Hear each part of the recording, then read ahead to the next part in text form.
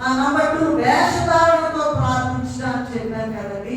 మత్తయి సువార్త 6వ అధ్యాయం 5-7 వరకు చదువుకున్నట్లయితే సమాజ మందిరంలో నిలబడతారంట, అందరెదురుగా ప్రార్థన చేస్తారంట. అది దేవుని నామానికి అవమానం కదా. ఏం చేస్తున్నారు? హృదయంలో పాపము బండలు ఉన్నాయి కానీ అది అక్కడే కూర్చుని ప్రార్థన చేస్తున్నారు. రెండవది ఏంటండి? వీధుల బోరలతో సువార్త ప్రకటించారు. బోరలతో సువార్త ఏంటంటే